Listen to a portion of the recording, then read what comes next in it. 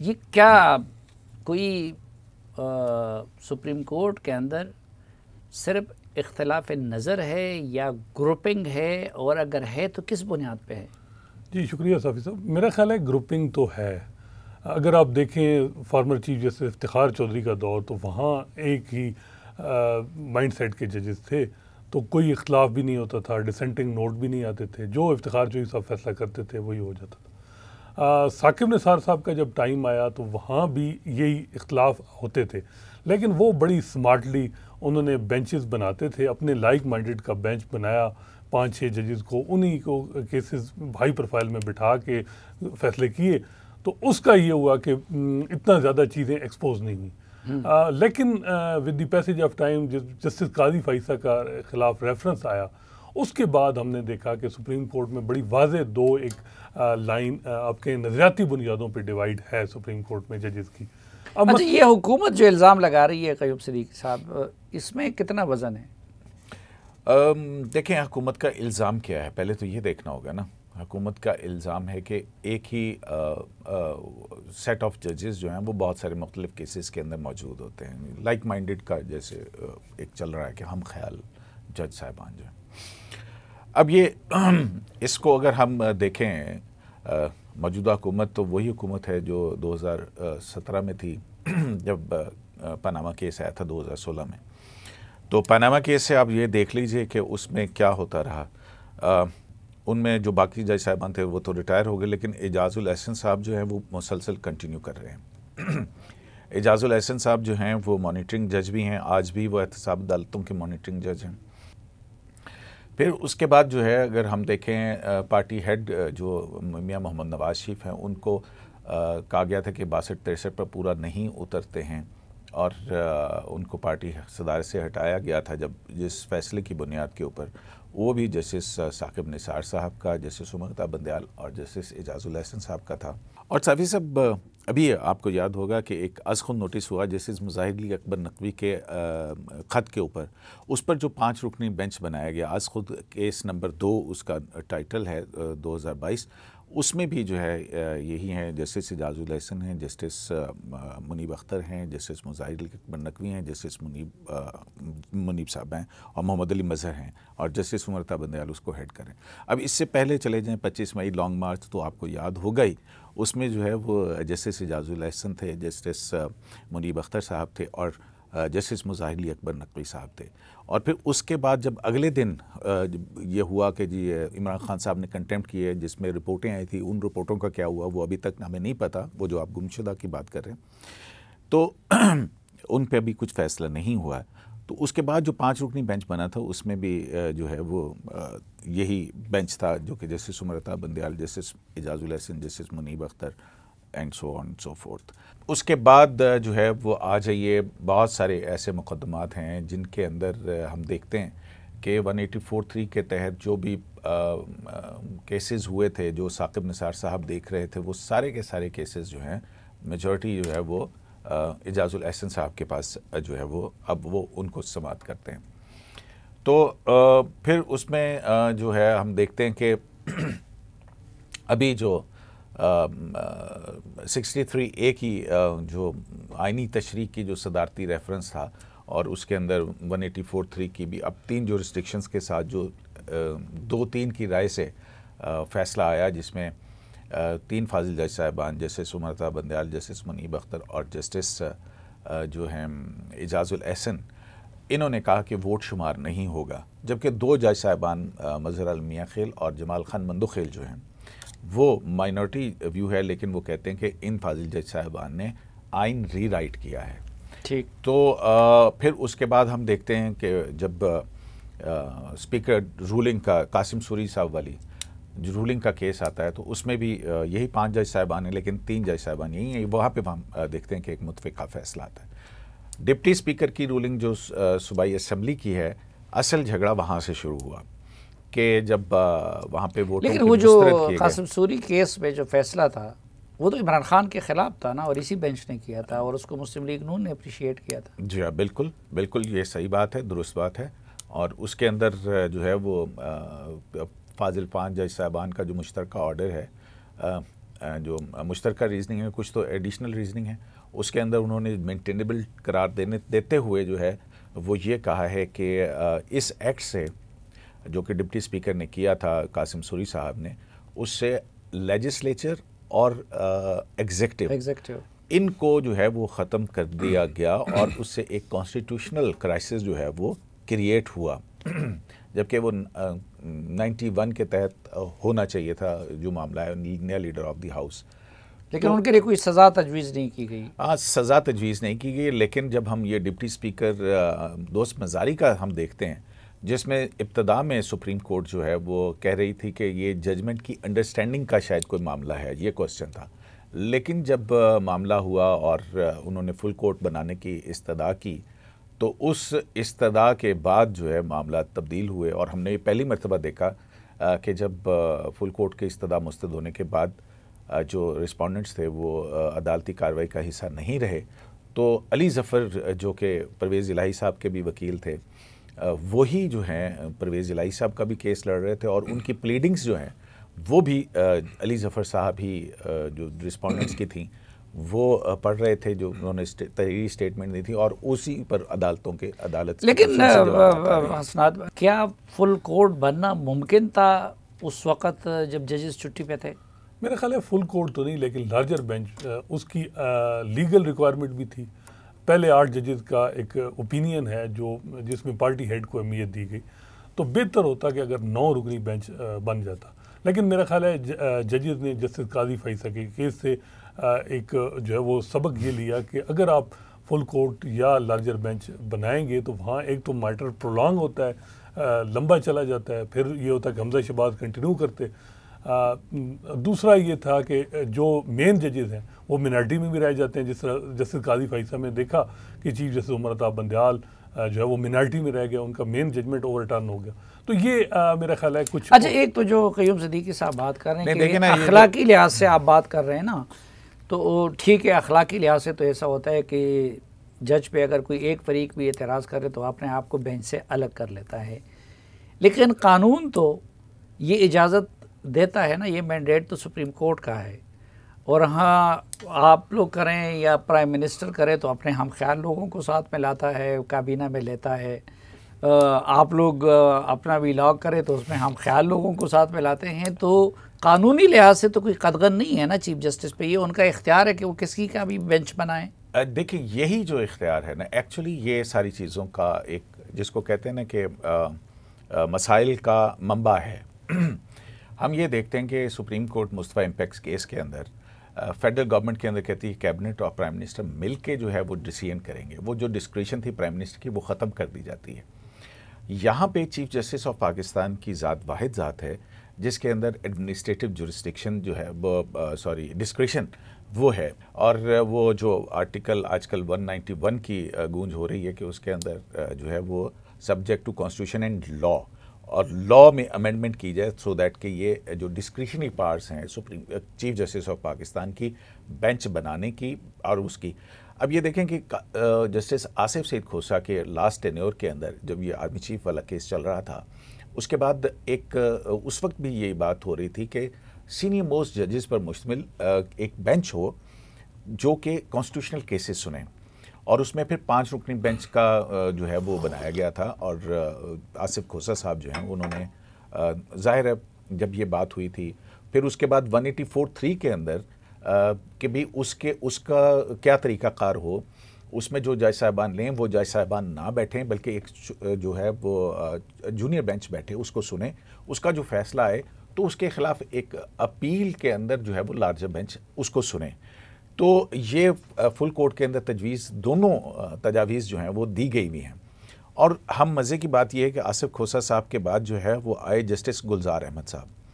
Justice गुलजार अहमद साहब के tenure में 2019 दिसंबर के बाद से फुल कोर्ट मीटिंग ही नहीं हुई है, जो कि जजेस का एक मशावरती फोरम है जहाँ पे तमाम जज साहिबान बैठते हैं और उसमें फिर जो भी कितना अर्सा हो गया 2019 दिसंबर 2019 से 19-20। लेकिन रूल्स के लिहाज से क्या चीफ जस्टिस बाउंड है कि कुछ अरसे में बुला लें फुल कोर्ट मीटिंग?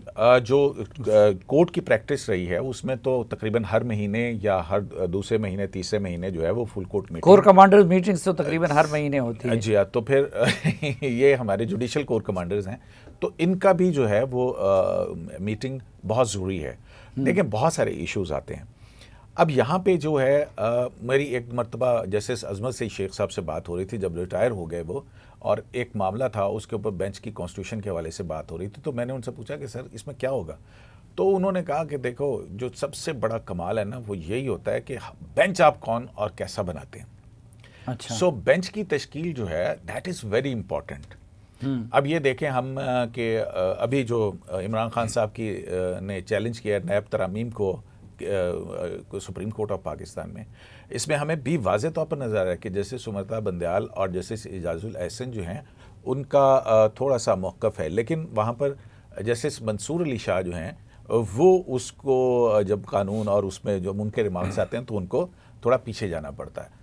तो एक जहाँ एक ये बात है कि सीनियर मोस्ट जजेस जो हैं वो ना मशावरती अमल के अंदर शामिल हैं, ये दोनों मुअज़्ज़ज़ जज साहिबान शामिल हैं, ये दोनों जज साहिबान शामिल हैं। ये मैं यही बता रहा था कि जो एक अच्छा, नया मसला है जो दुनिया बात है, एक तो ये है कि कौन सा मुकदमा कब समाअत के लिए मुकर्रर होगा, इस वाले से कोई पॉलिसी हमें बज़ाहिर नज़र नहीं आती है। तो इसकी वजह से एक नई थ्योरी आ गई जिसके अंदर गुमशुदा मुकदमात जो हैं वो आए। ठीक है, बहुत सारे मुकदमात हैं जो गुमशुदा हैं जो सुप्रीम कोर्ट के रिकॉर्ड रूम के अंदर पड़े हैं, लेकिन वो तवील अरसे से नहीं लगे। मसलन जनरल परवेज़ मुशर्रफ का केस, मसलन जो सिविल लिबर्टी से मुतल्लिक है इंटरनमेंट सेंटर्स का केस, फाटा वाला केस, और इसी तरह से जो है वो और भी बहुत सारे हैं, एक कॉन्स्टिट्यूशन अमेंडमेंट का। अच्छा, लेकिन एक मसला ये भी है कि अब तो जजेस की तादाद भी पूरी नहीं है और जजेस के पास वक्त की इतनी किल्लत है कि कासिम सूरी साहब का जो स्टे आर्डर है उसकी समाअत जो है वो तकरीबन 3 साल में नहीं कर सके। अब उसके लिए सुप्रीम जुडिशल कमीशन का ये जो इजलास हुआ तो वो भी मुतनाज़ा बन गया, और तो उसमें हुआ क्या है, कोई डिसीजन हुआ है या वो इजलास जो दो मुख्तलिफ हमें मौक़िफ़ आ रहे हैं, चीफ जस्टिस साहब की तरफ से एक तरह का मौक़िफ़ और फायजी साहब की तरफ से दूसरे तरह का मौक़िफ़, एक्चुअली क्या हुआ है उस रोज़ इजलास में? सफ़ी साहब उसमें मेन ये कहें कि चीफ जस्टिस के जो नाम है वो अप्रूव नहीं हुई। 5 जो मेंबर थे उन्होंने उनको जो है तौसीक नहीं की। मेन ये है, रिजेक्ट हो गया, ये दोबारा आ सकते हैं, आ भी सकते हैं, उनमें कोई ये नहीं है मामला। मामला ये है कि चीफ जस्टिस साहब ने फरवरी से सुप्रीम कोर्ट में जो है वो सीटें खाली हैं, जस्टिस गुलजार रिटायर हुई है, उसके बाद 3 जजेस और रिटायर हुई है, तो अपॉइंटमेंट नहीं हो रही, ये मसला है। और लेकिन वो इजलास तो अधूरा रह गया है ना, अब कोई बाकायदा डिसीजन हुआ है? नहीं, डिसीजन नहीं, यही हम जो बात कर रहे हैं कि चीफ जस्टिस का जो इख्तियार है वो इतना है कि वो जुडिशल कमीशन की मीटिंग कब बुलानी है, अगर वो साल ना बुलाएं नहीं कोई उनसे पूछ सकता, किसको नाम इनिशिएट करें, किसी को रिजेक्ट करें। अब जो हमने आज ऑडियो सारी देखी उसमें मेजॉरिटी मेंबरान की तरफ से ये था कि आप इस्लामाबाद हाई कोर्ट के चीफ जस्टिस अतर मिनल्ला जो सीनियरिटी में अगर हाई कोर्ट के चीफ जस्टिस की देखें तो वो दूसरे नंबर पे, उनको आप क्यों इग्नोर कर रहे हैं? वो हाईली कॉम्पिटेंट हैं, इंटीग्रिटी उनकी बियॉन्ड डाउट है, वजह क्या है? उसका जवाब भी नहीं मिला। और कहा गया कि जी इस्लामाबाद हाई कोर्ट में प्रेसिडेंट ही नहीं है कि यहाँ से कोई जज एलिवेट हो सुप्रीम कोर्ट में। हालांकि इससे पहले इकबाल हमीदुर रहमान थे इस्लामाबाद हाई कोर्ट के चीफ जस्टिस, उनको एलिवेट किया गया। इसी तरह सिंध हाई कोर्ट के जो 3 सीनियर जजेस हैं उनका कंपेरिजन किया गया केसेस का डेटा, तो वो भी हर लिहाज से देखा जाए उनकी कॉम्पिटेंसी भी उन्हीं के बराबर या ज़्यादा अच्छी थी, तो उन जजेस को भी इग्नोर किया गया। कोशिश यही होनी चाहिए कि जो है वो कंसेंसस इवॉल्व करें। अगर आप इस्लामाबाद हाई कोर्ट के चीफ जस्टिस अतर मिनल्ला को ड्रॉप कर रहे हैं तो वजह तो होनी चाहिए, रीज़न होनी चाहिए। अगर ये है कि जी उन्होंने जजेस के प्लाट के मामले कैंसिल किए या और कोई केसेस ऐसे किए, तो मेरा ख्याल है ये कोई मुनासिब नहीं है, कोई वैलिड रीज़न होनी चाहिए। यही बात आज हुई कि आप वैलिड रीज़न दें कि क्यों आप इग्नोर कर रहे हैं। अच्छा, पहले तो बाहर से तनकीद होती थी कुछ दबे अल्फाजों में, अब तो कुल के PDM ने और इस तरह की जमातों ने तनकीद शुरू कर दी है। फिर ये भी बड़ी अफसोसनाक सूरत हाल है कि जजेस एक दूसरे को ख़तूत लिख के और बिल्कुल अपोजिट मौक़िफ़ और इसी तरह का डिस्कशन जो है वो मजबूरन सामने लानी पड़ी, जो अभी हमने देखी है। आपको ये मामला किस तरफ जाता हुआ नज़र आ रहा है, हल की तरफ या कि खुदा न खास्ता मज़ीद बिगाड़ की तरफ?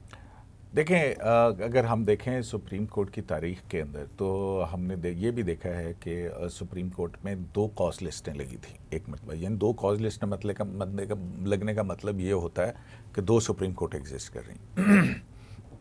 जजेस की आपस की बाहमी जो ताल्लुकात हैं वो शायद बहुत ज़्यादा इफ़ेक्ट करते हैं चीज़ों के ऊपर। लेकिन अब जो सूरत हाल बनी है ये एक बहुत ही अनप्रेसिडेंटेड है। जहाँ ये सूरत हाल अनप्रेसिडेंटेड है, मेरा ख़्याल है कि इस इख्तिलाफ से, मैं इसको कुछ और नहीं कहूँगा, जो 2 मुख्तलिफ नुक्ता नज़र हैं सुप्रीम कोर्ट ऑफ पाकिस्तान के अंदर मुख्तलिफ जजेस के हवाले से, तो उसकी वजह से एक ट्रांसपेरेंसी की तरफ हम जा रहे हैं। ये बहुत अच्छा बात हुई है। देखें, जस्टिस काजी फईसा का केस आया, उसका आउटकम जो भी हुआ, लेकिन उसमें एक चीज़ आई कि जो 184(3) के तहत पब्लिक इम्पोर्टेंस के केसेस हैं उनको लाइव दिखाया जाए या उनको रिकॉर्ड किया जाए। वो उस पर 6-4 से जो है वो एक जजमेंट आई और आने के बाद वो मामला फुल कोर्ट को भिजवा दिया गया। फुल कोर्ट नहीं हो रहा, ये भी देखिए आप। अगर फुल कोर्ट हो तो शायद जजेस को एक दूसरे को ख़त लिखने ना पड़े, क्योंकि 2 बड़ी रिकॉर्ड के ऊपर आती हैं। अब ये जो मौजूदा जो इख्तलाफ हुआ है, इसमें आप ये देखिए कि जो सुप्रीम कोर्ट की प्रेस रिलीज़ है उसमें कहा जाता है कि 3 फाजिल जज साहिबान, जिसमें जस्टिस एजाजुल एहसन हैं, जस्टिस सज्जाद अली शाह हैं और जस्टिस सरमद जलाल उस्मानी रिटायर्ड जो जज हैं, उन्होंने डेफर किया। मैंने पूरी जो है वो ऑडियो सुनी है, उसके अंदर उन्होंने तीनों ने ये लफ्ज़ इस्तेमाल नहीं किया है। ये लफ्ज़ इस्तेमाल हुआ है अटॉर्नी जनरल ने, जिनकी वजह से कंट्रोवर्सी क्रिएट हो रही है, और जो प्रेस रिलीज आई उसके अंदर ये नाम लिखे गए। तो इन लोगों ने तो नहीं किया है। फिर एक मौके के ऊपर अगर आप उस ऑडियो को सुने, उसके अंदर बहुत एक दिलचस्प मुकालमा है, जब जजेस की इनफाइट नहीं कहूँगा, बाहमी तौर पे आर्गूमेंट्स हो रहे हैं। तो एक मौके पर जस्टिस सज्जाद अली शाह जो हैं वो कहते हैं, देखें जी देखें, क्योंकि फिलपोटो साहब जो हैं वो उनको रिजेक्ट हो गए थे, और उनके हवाले से जस्टिस सरदार तारिक मसूद साहब जो उन्होंने काफ़ी ऑफेंसिव लाइन ली थी उनकी इंटेग्रिटी के हवाले से, उनकी कॉम्पिटेंस के हवाले से।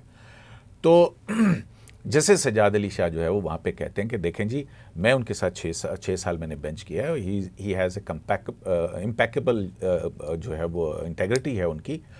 और फिर वो कहते हैं कि फिर आप जो है ना उनको इस तरह से, उस पर भी काफ़ी एक्सचेंज ऑफ वर्ड्स होता है। तो उसके बाद जो है वो जैसे सज्जाद अली शाह कहते हैं, देखें जी 4-4 से बात हुई है, 4-4 से, और इसका मतलब कि ये तो टाई हो गया ना। अब ये रिकॉर्डेड है, लेकिन सुप्रीम कोर्ट की प्रेस रिलीज मुसलसल ये कह रही है कि पहले एक कुछ और आती है, फिर उसके बाद अटॉर्नी जनरल फॉर पाकिस्तान के ऊपर डाल दी जाती है। अटॉर्नी जनरल पाकिस्तान के अगर उसको उस पूरे सियाक़ो सबाक़ के अंदर देखें तो वो उनकी हिमायत नहीं कर रहे हैं। वो कह रहे हैं कि ये जजेस के क्राइटेरिया और जो रूल्स अमेंड करने के बाद इस मामले को सारे को देखा जाए। अच्छा, तो ये जो रूल्स अमेंड करने की बात की जा रही है, क्या कानून में तब्दीली लाई जा सकती है या लानी चाहिए? क्या रूल्स में लानी चाहिए कि इस तरह की सूरत हाल पैदा ना हो? आप क्या सजेस्ट करते हैं? रूल्स तो अमेंडमेंट होनी चाहिए। अब 2010 से बाहर का मुतालबा है कि जी रूल्स अमेंड किए। 1980 अब रूल्स जो भी बने हैं उसमें चीफ जस्टिस को ही इख्तियार है कि जुडिशल कमीशन के जो भी रूल्स में वो रिलैक्स भी कर सकता है, वो बना भी सकता है, दूसरे मेंबरान को उससे कोई तल्लुक नहीं। इसमें माजरत के साथ former chief justice Iftikhar Chaudhry भी, उनको भी जिम्मेदारी, उन्होंने भी अपने आप को एम्पावर करने ऐसे रूल्स बनाए ताकि सारी पावर अपने पास रखी, और जुडिशल कमीशन को कुछ नहीं दिया। अब ये जिस तरह देखें ऑडियो जो है वो पब्लिक हुई, इसमें चीफ जस्टिस ने ओनली अपना उन्होंने डिस्क्रिशन इस्तेमाल करके उसको पब्लिक कर दिया। जुडिशल कमीशन में ये मामला रखा ही नहीं, क्योंकि रूल उन्हें अलाउ करता है कि चीफ जस्टिस जो मर्जी करे। अब ये होना चाहिए, जिस तरह नेशनल असम्बली का इजलास नहीं होता तो कम से कम कुछ पार्लियामेंटेरियन जो है वो भेजते हैं रिक्वेस्ट, तो वो हो जाता है। यहाँ भी कम से कम ये हो। अब ये है कि जब तक चीफ जस्टिस देखता है कि जी मेरी मेजॉरिटी आ गई है, 5 मेंबर मेरे आ गए हैं जुडिशल कमीशन में, तब वो इजलास बुलाएगा। अगर वो मिनॉरिटी में है तो वो नहीं बुलाएगा। अब यही सूरत हाल है कि सज्जाद अली शाह जो हैं वो रिटायर हो रहे हैं 14 अगस्त को, उनके बाद जस्टिस मंसूर अली शाह आएंगे तो फिर और मिनॉरिटी में चीफ जस्टिस चले जाएंगे। तो अगर ये हुकूमत रहती है, ये जो सूरत हाल रहती है, तो मेरा ख्याल है कि ये अब बड़ा। अच्छा, हुकूमत को क्या करना चाहिए? आप क्या सजेस्ट करते हैं कि ताकि जजेस की तकर्री भी फेवरेटिज़म की बुनियाद पे ना हो, मेरिट पे हो, ये तनाज़ात भी ना हो, कानून साजी क्या होनी चाहिए, रूल्स में क्या तरमीम होनी चाहिए? देखिए, एक जो हर्डल है ना वो ये है कि जो रूल्स की बात हो रही है ना, ये 19th अमेंडमेंट आई थी। 18th अमेंडमेंट में ये 175 चैलेंज हुआ था। उसके बाद जो ये जिस मुकदमे का हवाला दे रहे हैं इफ्तिखार चौधरी साहब के हवाले से, कि उस वक्त सूरत हाल ये थी कि पीपल्स पार्टी के 29 अरकान जो थे वो उनकी किस्मत का, उस वक्त के वज़ीर ख़जाना हफीज़ शेख जो हैं उनकी किस्मत भी लटक रही थी सारी उसमें। तो फिर यूसुफ रज़ा गिलानी साहब was the prime minister at that time, जिनको बाद में नाअहल करार दे दिया गया था कंटेम्प्ट ऑफ कोर्ट के ऊपर। तो उनको जो है वो पार्लियामेंट को ये रिकमेंड किया गया, क्योंकि ये आ रहा था कि जुडिशरी का पॉइंट ऑफ व्यू नहीं लिया गया इस अमेंडमेंट के हवाले से। तो वो जब सिफारिशात भिजवाई गई तो उसके अंदर ही रूल्स भी थे, तो वो कॉन्स्टिट्यूशनल अमेंडमेंट आ गई। ठीक हो गया। तो एक और बड़ी चीज़ जो हो गई, क्योंकि ये रूल्स के हवाले से कि किसको जज नामजद करने का इख्तियार होना चाहिए, आया जुडिशल कमीशन के तमाम अरकान को होना चाहिए, और क्या सिर्फ एक असामी के अगेंस्ट एक ही शख्स हो, या एक असामी के अगेंस्ट 4 लोग हों, 5 लोग हों, जिनके अंदर कंपटीशन हो और कॉम्पिटेंस की बुनियाद के ऊपर जिसकी परफॉर्मेंस से हो। मेरे प्रोड्यूसर की रूलिंग बार बार आ रही है कि वक्त ख़त्म हुआ है, तो बस एक छोटी सी बात करके कि जो मौजूदा तनाज़ा जो जुडिशल कमीशन जजेस की 5 जजेस की 1/3 ऑफ द सुप्रीम कोर्ट आप पैक करने जा रहे हैं, इसके ऊपर पैकिंग ऑफ कोर्ट्स को का जज कहते हैं ये, इस पे बहुत बड़ा इख्तलाफ है। अचानक से जब जज साहिबान जो हैं वो छुट्टियों पे जाते हैं, उस दौरान में 3 जुडिशल कमीशन की मीटिंग्स बुलाना, ये इटसेल्फ एक बहुत बड़ा सवाल है। बहुत बड़ा सवाल है, और ये सवाल हम कौम के सामने रखते हैं